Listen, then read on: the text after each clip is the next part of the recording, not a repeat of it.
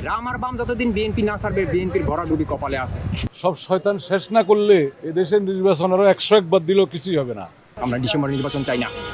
অন্তর্বর্তী সরকার 5 বছর থাকবে। গুম খুন অন্যায় অত্যাচার অবিচার জুলুম নির্যাতনের বিচার হবে, তারপরে এ দেশের নির্বাচন হবে। এর আগে আমরা নির্বাচন চাই না। নির্বাচন হইলে সব ঠিক হয়ে যাবে এটা ঠিক না। এগুলো আগের দেশ সব ঠিক হোক, এরপরে নির্বাচন হোক, আমরা চাই এটা।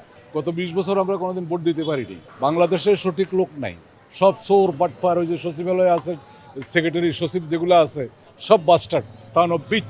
পড়ালেখা করি এরা শিখে চুরি ডাকাতি মানুষের গলা কাটা। কথা বুঝেন নেই? দেশের সম্পদ নিয়ে বিদেশে করে বিলিয়ন বিলিয়ন ডলার, আর দেশের মানুষ না খাইয়ে থাকে। তুলু মুলু বুলু শালারা তো চাইতেছে খালি কেমনে ক্ষমতা যাইবো, মন্ত্রী হইব আর চুরি করবো, এই তালে আছে। হ্যাঁ, 12 ইন্ডিয়ার দালালেরা, রয়ের দালালেরা। ডক্টর মোহাম্মদ ইউনূস শুধু বাংলাদেশের নয়, উনি বৈশ্বিক একজন নেতা। উনি বিশ্ববরেণ্য বিশ্ববিখ্যাত বিশ্ব নেতৃত্বের অধিকারী। আর তারেক রহমান বাংলাদেশের একজন তরুণ উদীয়মান রাজনৈতিক ব্যক্তিত্ব। যদি উনি জিয়াউর রহমান ওনার বাবার যেই আদর্শ নীতি নৈতিকতা সেটা যদি উনি ধারণ করতে পারেন, লালন করতে পারেন এবং প্রয়োগ করতে পারেন, তাহলে বিএনপি ওনার হাত ধরে অনেক দূর এগিয়ে যাবে। কিন্তু বর্তমান যে বিএনপি, খালেদা জিয়ার যে বিএনপি, জিয়াউর রহমানের যে বিএনপি, সেই বিএনপি বর্তমান বিএনপি নয়। এই বিএনপি হচ্ছে রাম আর বামদের সংগঠন। এই বিএনপি হচ্ছে দালালে ভরা সংগঠন। এই বিএনপি এখন নাম হয়ে গেছে টেম্পু স্ট্যান্ড দখল, চাঁদাবাজি দখল, টেন্ডারবাজের দখল। কিন্তু না, এগুলি থেকে উত্তরণ ঘটাতে হবে। তারেক রহমানকে বলবো, উনি একজন বিজ্ঞ ব্যক্তি। ওনার বাবা ছিলেন একজন আদর্শ প্রেসিডেন্ট এই দেশে। তো উনি ওনার সুযোগ্য সন্তান হিসাবে এই জাতি ওনার কাছে অনেক কিছু প্রত্যাশা করে।